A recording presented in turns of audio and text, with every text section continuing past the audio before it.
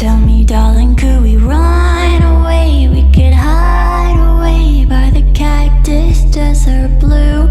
I can see it just a mile away from this crowded place. I could lay there next to you. Hey friends, welcome back to another episode of our channel, Best Freaking Friends Forever. So today we're going to talk about the movie Ghost.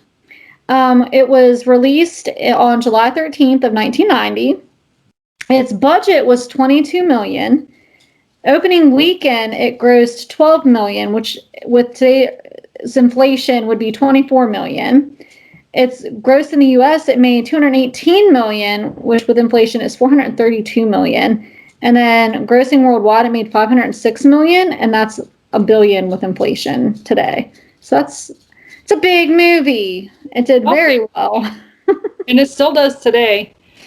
Mm-hmm. Oh, yeah, it's still, because you got Patrick Swayze, Demi Moore, and Whoopi Goldberg.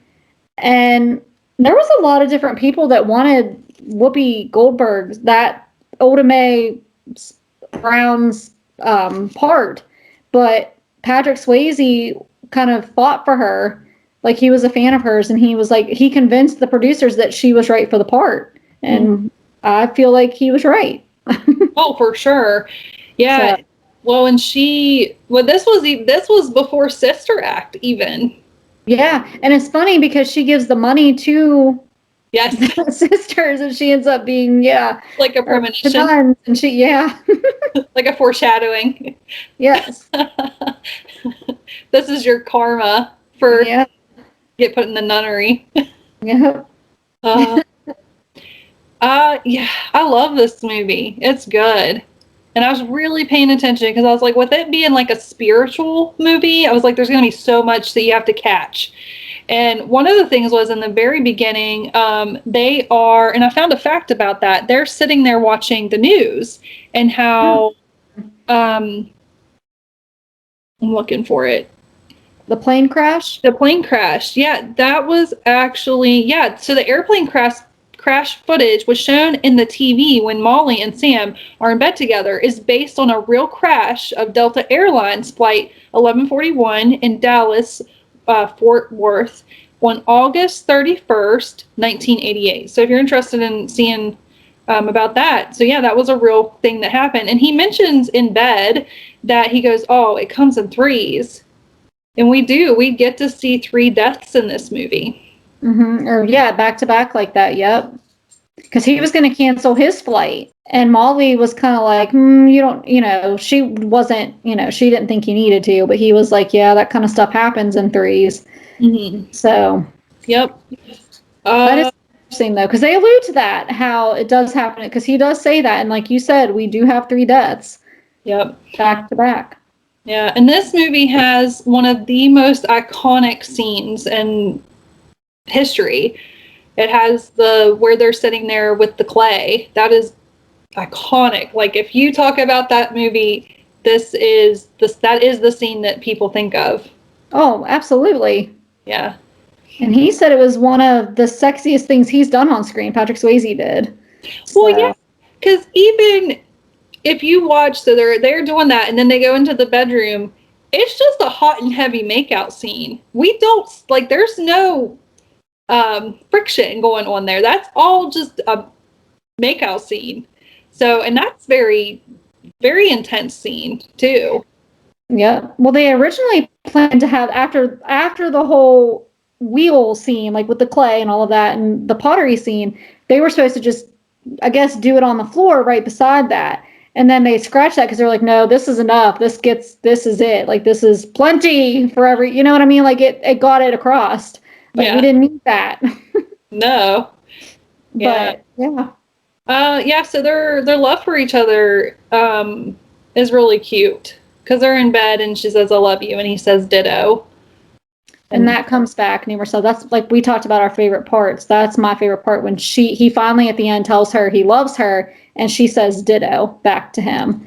And that's such a I'm telling you what, this movie, like when they said they wanted it to be an emotional roller coaster, and I'm telling you what, it was an emotional roller coaster. Like, there are funny scenes, there are not so funny scenes. I mean, there's serious scenes. Like there's kind of like not necessarily. I mean, I didn't take them as or scary, but like they're kind of like with the whole spirit or the shadows. Yeah.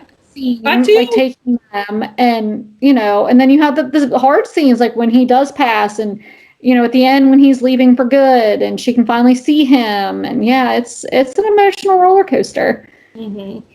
Well, so like in the very beginning, they go, and I found a fact on this. So Molly tells Sam that he leads a charmed life. This is a line from William Shakespeare's Macbeth. Macbeth also claims to lead a charmed life, meaning he cannot be killed. Immediately after this claim, however, he is killed. Sam is killed after seeing a production of Macbeth. Yep. And we think, so he, like, you hear the gun, that scene gets me all the time. So you hear the gunshot, and then you see him running after him. And so you think, like, oh, he's going to go get him. And then he turns around, and he thinks, like, it kind of like he thinks Molly got shot. Because he looks back. He doesn't realize. Yeah, but no, she's holding him because he's dead. And so we get to see like these emotions go through him of like, oh my gosh. Well, it was really interesting. So like there's a scene where the statue, they're trying to get it into the apartment, and he helps get it in. But like when he dies, we see him laying in bed with that statue. Mm-hmm. And which I thought was really interesting. And we see him in bed with her, with Molly. So he's laying in bed with Molly, and he sees a light, and he can hear her voice, like, come back to me, come back to me. And then he does come back to the street, but there's just no hope. And of course we see in the hospital that he does die. And then he gets to meet his first other ghost there. Mm-hmm. And so I think he's still trying to process it then even. Well, I think he's going through the stages where I think he's kind of in denial that this is happening to him. I think he's in denial that that's happened to him, and that he's really gone, and that he's not coming back. Mm-hmm. Well, I thought it was really sweet too, because we see another little short-lived love story where that man is talking to him, and he's waiting on his wife. I thought that was really cute. I mean, it's morbid in a way, but yeah, he's just sitting there waiting for her. He's just casually waiting for her to come over with him. Another fact I found interesting, Tony Goldwyn recalled the AV Club in 2014 that his role as the convincing murderous Carl prompted a waitress to refuse. I love whenever you hear these kind of stories. Okay, so Carl prompted a waitress to refuse to serve him. He couldn't figure out why she was shooting him death stares until she finally asked him if he was an actor. She said, "I'm so sorry. I knew I hated you, but I didn't know where from." And because I couldn't place who you were. How funny. This movie, he's not one that you would necessarily suspect. I mean, I kind of knew, and I have not watched this movie all the way through ever other than for this. So I didn't know, but I was like, this is, because normally I don't catch things like that. Like, I'm really bad about knowing who the bad guy is. Mm-hmm. But this, like, it's like and I think that's another heartbreaking scene too, when Sam realizes that it's Carl's fault that he's gone. Yeah, where he follows him. And over something so stupid, basically. Like when he follows him to the apartment. Yeah. And that, I mean, I think that's a heartbreaking scene too. Yeah. Well, Carl was, so a lot of people might know him from Scandal. He plays the president in Scandal. He's aged very well. I don't think he's cuter now than he was back then, I think. So too. That's what I was thinking. Yeah. I think he's aged. He's filled out. He's filled out. Yeah. He has. But he's a good actor too. He plays that part really well. He makes it, you want to believe he's a good guy. But he's good behind the scenes of playing like the villain. Mm-hmm. Well, and I think, and he is also, I think, doesn't he play one of the doctors on Grey's Anatomy for a short time? Well, I'm sure, because that's all Shonda stuff, isn't it? Isn't that all Shonda Rhimes stuff? So I'm sure, because she kind of cycles through those actors, uses the same people for various. He also, I mean, he's good, and I feel like he's one of those underrated ones too that you don't hear a lot about, but he is really good. Like he was in The lightning thief. So the penny scene where he floats the penny to Molly.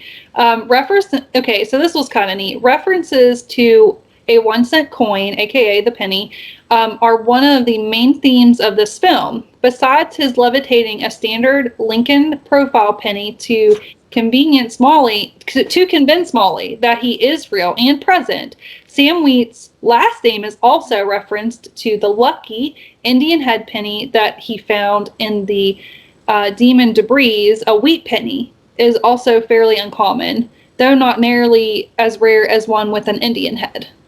So I thought that was neat that they kept referring to that. Mm-hmm. Well, even when she broke the jar with it in it, she was supposed to throw it against the wall, or she was supposed to throw it, and she just rolled it instead. Like, that was her idea, to just roll it. Which was... yeah. So he goes... so he's walking on the street and stuff, and he sees the tarot, the psychic. And he gets the idea... Which, heck, if I was a ghost, I'd have been like, hey, let's check this out too. Well, heck yeah, I woulda. And they kept going back. I guess, like, when they were making the movie, they were saying that they were just going to already have her have the power. Like, it was already known that she had it. But they wanted it to, they thought it would be more funny to let her discover the power through Sam. And it does. It makes it so much better because she's, like, losing it. Yep. Yeah. Yeah, I really like, and I like that he follows her and he sings the song like over and over to irritate her, and she finally goes to see Molly and yells through the window. Well, then that's kind of where Carl is like, wait a minute, how does this Oda Mae Brown know what I'm into? Yep. Well, because he gets messed up with the other helper that he hired. And he hired it. I mean, the guy was not supposed to kill Sam. Like, that was never what Carl wanted. I think he was expecting Sam to just give up the wallet and that would be it. Like, he would walk away. Both of them would. Right. Yeah. That didn't happen. No, he fought for, yeah. Well, and I think all was well until he hit Molly. I think if he wouldn't have hit Molly, I don't think Sam would have attacked him the way he did. And I don't think he would have fought with him like he did. I think that kind of just, that was that for him. Yeah. Well, and I like where he finally gets, so we see him in the subway, and that other ghost teaches him how to move things. So this is something I found that so he asks him, like, what happened to you? And he goes, well, they pushed me.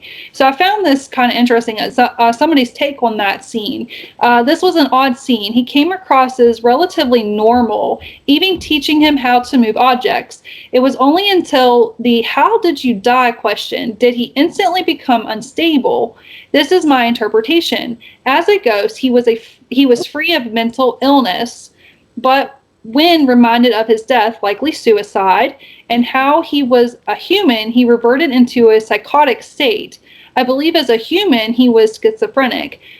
Watch the scene and you might catch what I mean. It wasn't even the accusation of him committing suicide that totally triggered him either. It's that he remembered his human mind.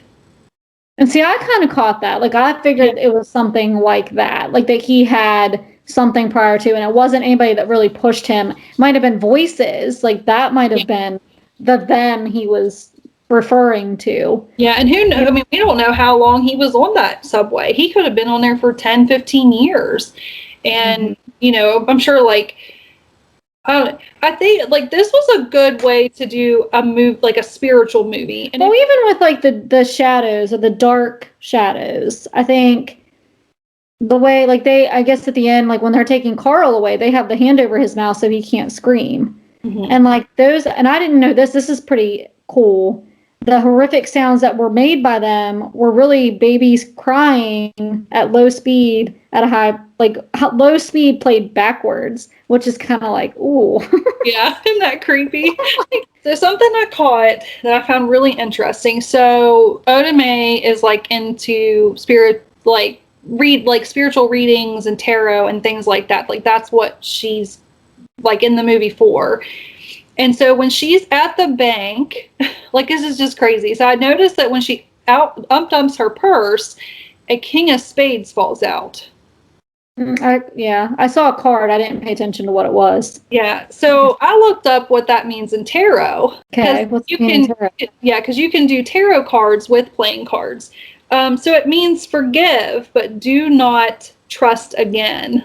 I just thought that was really neat. And then another one I found for it was introspective, ethical, communicator, and stern. And I was like, that's cool because she's his communicator. She's his, his line to the living. So, and I don't know. I couldn't find anything that referred to that card because I was like, okay, did they do this on purpose? Did they put that card in her purse on purpose and had it dropped out in that scene? Like, was that all set up, or is this all a coincidence? And I could not find. So we may be the first ones to ever talk about this. But I just thought it was really interesting. Another thing, my sister-in-law sent me this. Look out for promises, says the King of Spades. Be cautious in your private life. Do not marry hastily, which they talk about marriage. She asks him the night he gets killed, I want to get married. Like, will you marry me? If married, be cautious in your actions towards your mate. Look before you leap. When he dies, he gets the option to go to heaven. Mm-hmm. Yeah. And he stays with Molly. And which is a good thing because he ends up saving her and helping her out to figure out what all happened to him and why it happened. And I don't know, like every time he did anything, to me it always seemed selfless because it was always for her.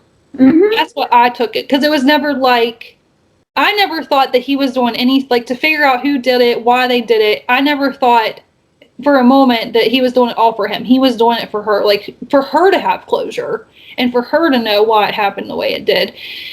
And it was, I just like the ending. It's just so cool how they get that closure. I think if it wouldn't have ended like that, I think people would not, I wouldn't have been happy with it. Mm-hmm. Obviously you want him to be able to come back to her, but that's not going to happen. So that ending is the next best thing in my opinion. Right. Oh, for sure. Well, and I don't even know what my favorite part is. The movie as a whole is good. I have to say my favorite is when he tells Whoopi, Odame, I'll miss you. Yeah. I just that's so cute because they do get a bond, and I like that she even gets to see him. Mm-hmm. That she gets to see. Finally, like, she's only seen a picture of him, so here she actually gets to see him. Yep. It's really cool. Yeah, I wonder if Odame straightened up after that, because she was a con artist. Mm-hmm. I don't know. It's hard to say. I'd like to hope she did. But she turned around. She didn't like giving that $4 million up, though. Do you blame her? No. That would have been hard. The biggest con she ever did, and she had to give it away. Yep. On the scene where he enters her body, I don't know.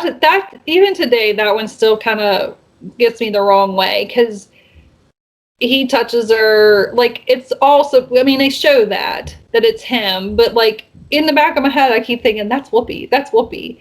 Like, that's not him touching her, that's Whoopi touching her. So, which even though they show us differently, but it's just kind of awkward. Well, I was going to say, I was like, please don't kiss, because I was in the same boat as you. I was like, I knew, obviously you know who it is. And then it kind of was like foreshadowing like the problems that are coming, because then shortly after, obviously right after that even, Carl shows up. And we know that once they enter a body, they're weak after. So we see that because he can't do anything to him at that, like, right away to kind of help. Happening to me. Yeah, because he doesn't remember, or he doesn't know. But we got to see it when the one man entered Odame. Yeah. And she said, "Don't ever do that to me again." And he was really weak. Yeah. So we got to see it. So we knew. And I didn't think about it until after he was weak, and I was like, oh, crap, yeah, you entered her body. Like, you're weak after that. Out of all times to do that. And even when Carl dies, like, you could tell that he was still, like, man, like, you could still tell that Carl was his friend, or so he thought, you know what I mean? And he was still upset that he was like, oh, Carl. Like, he knew what was coming for him, I think. All right, guys. Well, that was Ghost. Let us know how much you just love this movie, just like us. Give us your thoughts and opinions. We thank you for tuning in. And until next time, I'm Tiffany. This is my BFFF, Shelly. Join us next time, friends, for another great episode.